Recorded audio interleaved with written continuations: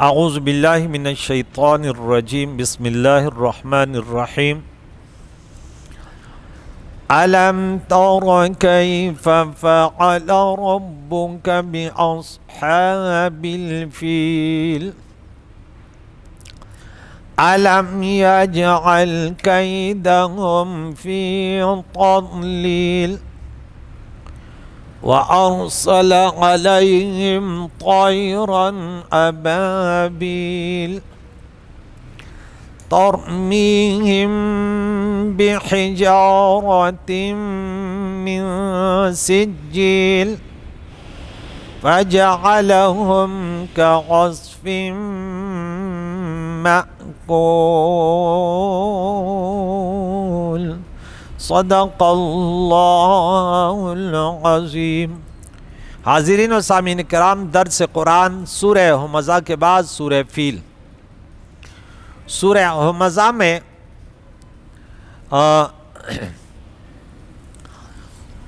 ان لوگوں کا ذکر جو دوسروں کی برائیاں بیان کرتے ہیں، غیبت کرتے ہیں، عیب تلاش کرتے ہیں اور لوگوں کے درمیان فساد پیدا کرتے ہیں۔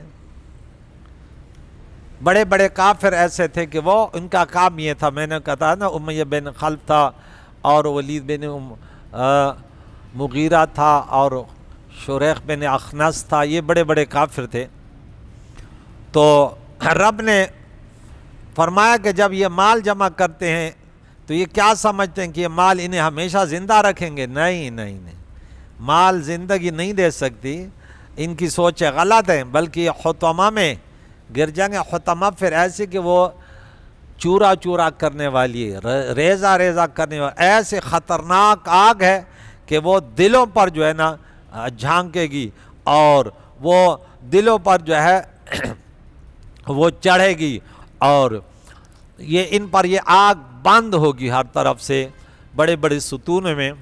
تو بتایا کہ دیکھیں ایک واقعہ، پھر اس کا بتایا اس سورہ ہمزہ سے مناسب سورہ فیل بولتے ہاتھی کو، کہ محبوب علم تری کیف فعل ربک باصحاب الفیل، یہ جو دنیا دار، یہ جو فسادی، یہ جو سامنے اور پیچھے برائیاں بیان کرنے والے ہیں، یہ کیا سمجھتے ہیں؟ انہوں نے دیکھا نہیں کہ یہ اصحاب فیل بھی تو بڑے طاقتور تھے۔ ایک عیسائی تھا جو یمن بادشاہ، یمن ملک کا گورنر تھا، حبشہ کے بادشاہ کا یہ گورنر تھا، اور اس کا نام تھا ابرہہ۔ کیا نام تھا؟ ابرہہ۔ اس نے صنعاء میں ایک گرجا، ایک عبادت خانہ بنایا تھا، اور پھر آپ نے بادشاہ کو بتایا کہ دیکھیں میں یہاں پہ ایک گرجا بنا رہا ہوں، ایک کلیسیا بنا رہا ہوں، کہ اس میں پھر جو ہے طواف بھی یہاں ہوگا، حج بھی یہاں ہوں گے، وہاں مسلمانوں کا کعبہ لوگ چھوڑ دیں۔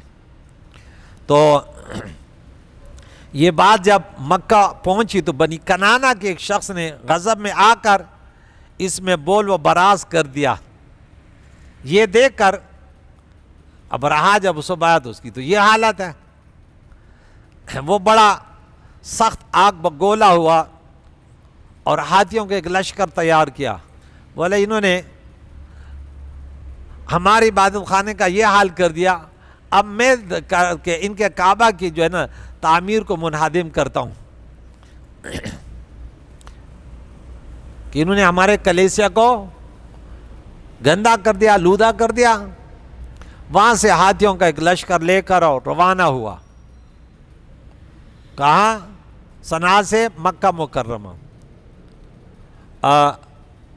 مجنا چیز نے صنعاء سے مکہ تک ہم بائی روڈ جو ہے نا بس میں آئے ہیں، ہم نے پورے علاقے ہم نے دیکھے الحمدللہ، اللہ کے کرم سے بسوں میں دیکھے۔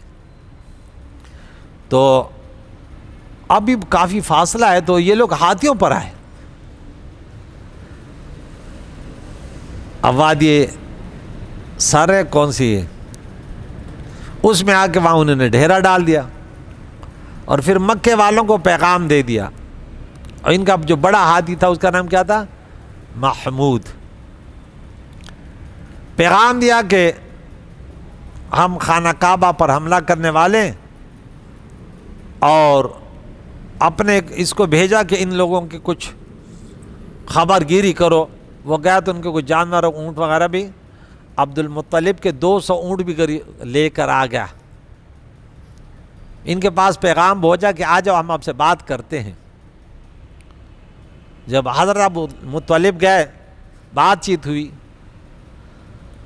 تو انہیں بولا دیکھیں میں آیا ہوں، مجھے اپنے اونٹ 200 اونٹ دے دے۔ تو اس نے بولا کہ میں تو سمجھ رہا تھا کہ آپ خانہ کعبہ کے بارے میں بات کریں گے اور آپ سے اپنے اونٹوں کے بارے میں بات کر رہے ہیں۔ اس نے بولا خانہ کعبہ کا رب ہے، میں اونٹوں کا مالک ہوں، اونٹ مجھے دے دے، باقی جو کعبے کا رب ہے وہ اپنے گھر کی حفاظت کرے گا۔ وہ اپنے اونٹوں کو لے کر واپس آیا اور مکے والوں کو بولا کہ تم پہاڑوں کے جو وادیاں وغیرہ ہیں اس میں یا پہاڑوں کے میں پناہ لے لو، ان لوگوں کرنے تو کیا کرتے ہیں۔ اتنے میں یہ تیاری کر لی کہ اب حملہ کرتے ہیں، اور جس کی حفاظت اللہ کرے۔ عقائد دو جہان کی آمد تھی، 40 سال کا فاصلہ تھا اس میں۔ جیسے یہ تیاری کر رہے ہیں، ادھر سمندر کے طرف سے جھنڈ جو ہے نا پرندے، سفید سفید پرندے ہو، جیسے جہاز آتے ہیں نا، اس کا پرندے کا عجیب سی وہ ہوتی ہے، شکل ہوتی ہے، وہ بھی یوں بالکل 3 پتھر ہر پرندہ جو ہے نا وہ کنکری لے کر آئے، جو بنی ہوئی تھی کس سے؟ بحجارۃ من سجیل، مٹی اور پتھر کی کنکریاں مار رہے تھے۔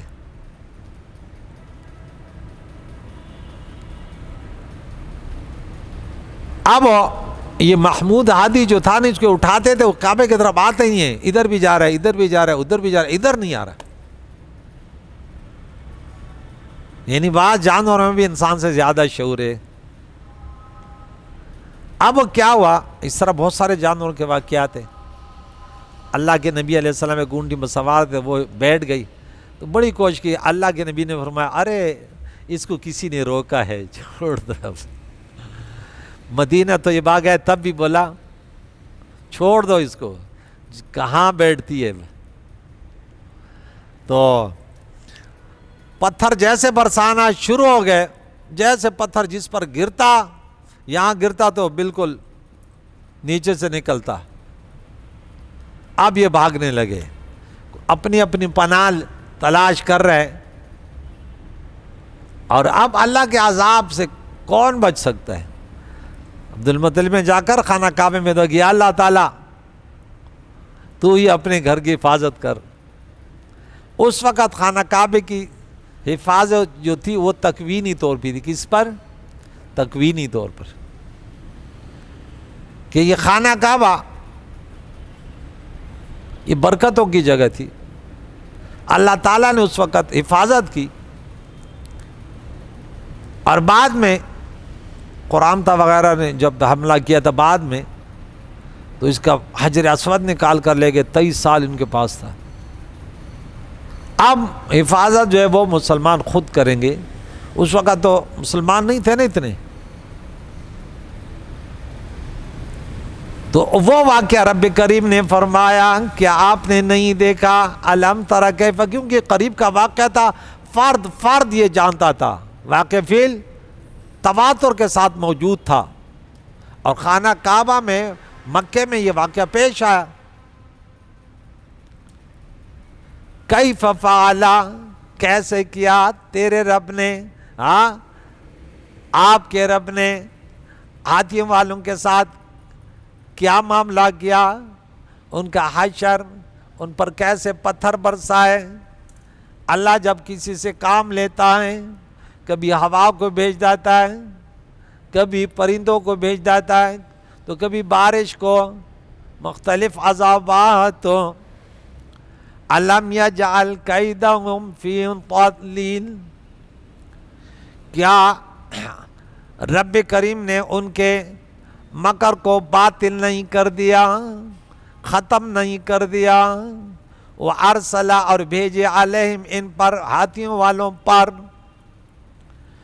طیرن ابابیل، طیرن پرندے، ابابیل جھنڈ جھنڈ، غول غول، گروہ گروہ، ایک ایک ساتھ پرندے آتے تھے وہ حملہ کرتے تھے۔ اللہ کی قدرت ہے۔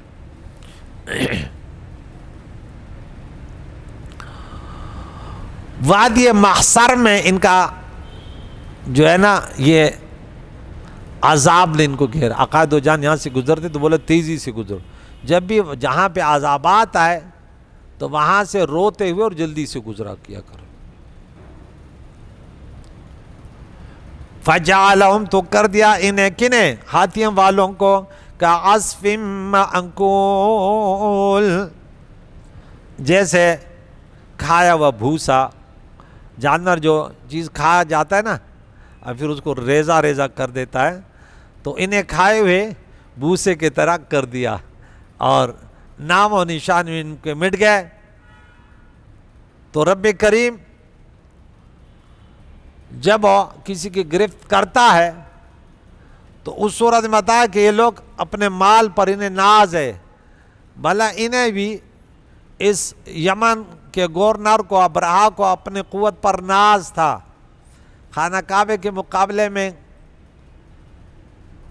کیا اپنے معبد بنا رہا تھا، لیکن یہ تو وہ کعبہ ہے جس کی تعمیر فرشتوں نے کی، جن کی تعمیر بار بار کس نے کی؟ انبیاء علیہ السلام نے کی۔ رب کریم سے دعا ہے کہ ہم شعائر اللہ کی تعظیم کریں، بیت اللہ ہو، مسجد نبوی ہو، بیت المقدس ہو یا دوسری مسجدیں ہوں، کہ اس میں اللہ کی بندگی کریں اور اس میں فساد نہ کریں۔ کریم مولا سے دعائے سورہ فیل کے اصالہ ثواب کی برکت سے اللہ ہمارے مرحومین کی مغفرت فرمائے، ہم زندوں کو مساجدوں کو آباد کر کے اور اس میں اللہ کی بندگی کی اللہ توفیق عطا فرمائے کہ اس میں ہم اللہ کا کلام پڑھیں، اس میں اپنے گناہوں پر استغفار کریں، فرض نمازوں کے ساتھ نوافل بھی پڑھیں۔ وصلی اللہ تعالی علی خیر خلقہ محمد وعلی آلہ واصحابہ اجمعین برحمتک یا ارحم الراحمین۔